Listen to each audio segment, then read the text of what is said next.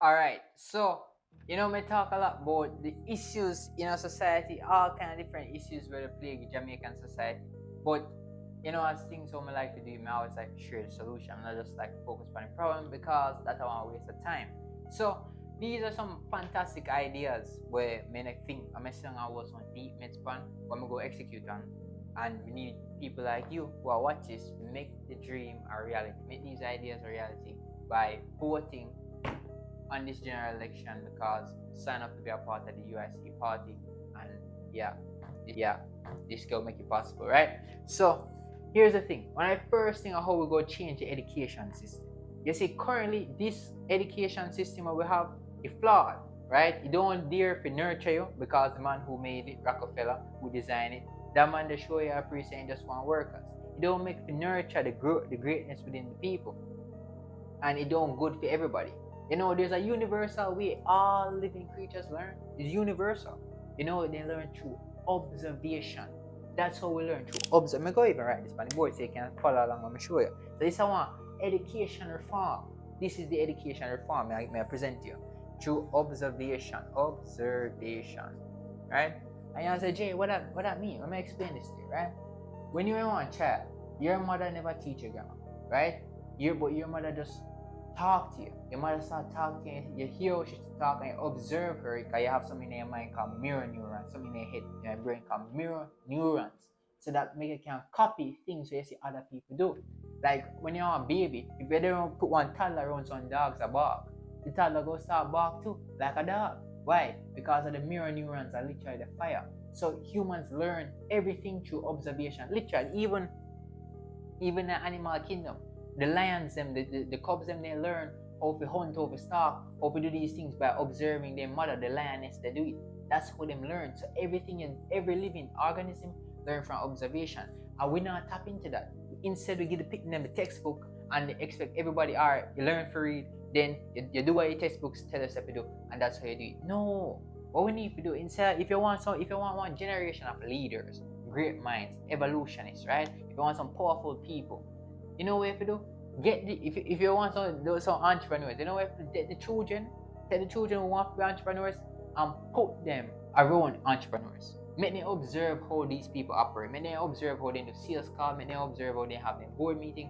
Just make them observe it. You don't even have to. They don't have to talking. They have to talk to them, stand up over them and break it down. They just have to observe how these people operate. And you know what go happen? You go naturally imitate. As a child, you imitate everything you see your parents do. They never tell us say you have to follow them. You just see how them behave and you just do it. So we have a saying. So what? Children do what they see, not what they're told. Because and we not tap into that power. So first of all, get some. So this is the education reform. I get the education reform. The first idea. To make the children them tap into the ability to learn from observation.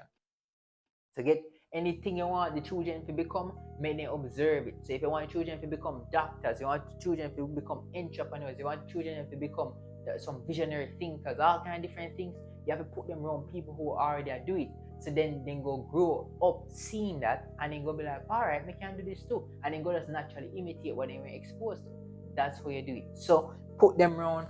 So make them observe people doing things, right? Let me show you a pre. If you go hard, and then you have one class called entrepreneurship, right? Me never get taught by that specific teacher, however, like that subject, but man, there, so I know this. And I say, well, on, the teacher, she about to retire. Lovely woman, but guess what? She retired from a job. How can she teach children about entrepreneurship if she spent all her life as an employee? You see what I tell you?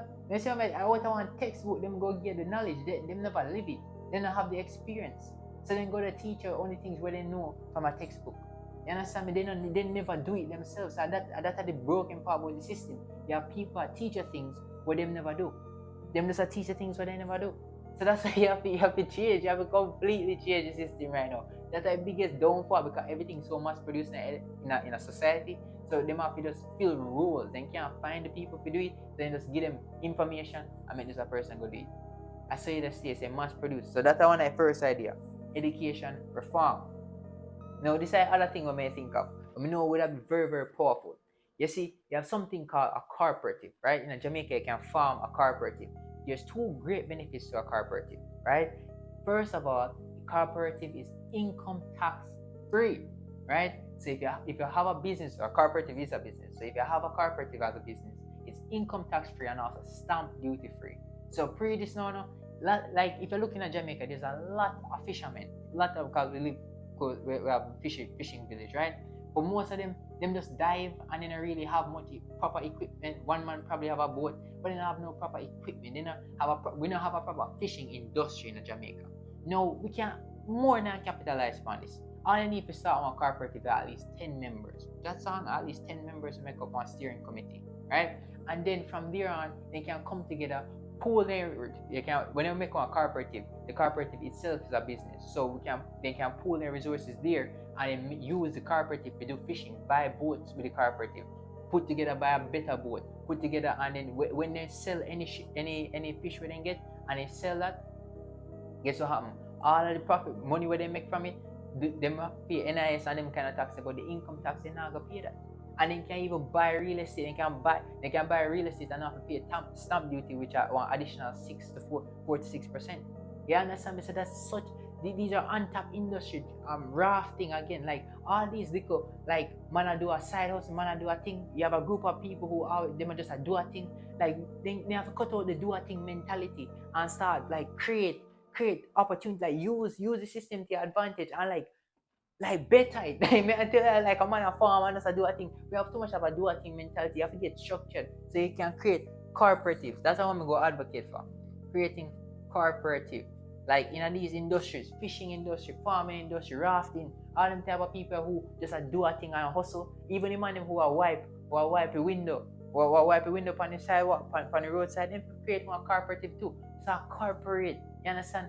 No pay income tax. Yeah. So they not use it. They not use these strategies. They not use these strategies. You have to learn these things, right? And then this side other something too. We tell about heart. Heart is one of the most fantastic things that we may ever get exposed to, right? Because when we look upon it, you mean to tell me say you can go to an institution where they can teach you and plus give free food. And that's not a powerful thing, you know. Like you get one skill plus free food. So that's powerful. So I'm gonna show you what we can do. These are a great fantastic idea for the new Jamaica, for my people, right? So these are the things what we can do. Right? You know what we can do?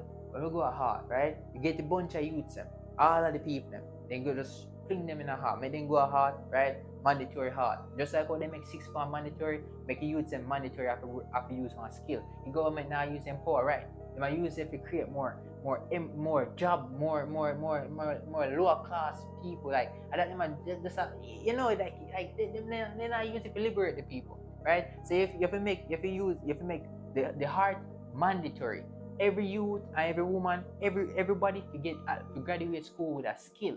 That means that they can either be a carpenter, electrician, they can be a plumber, they must have a skill.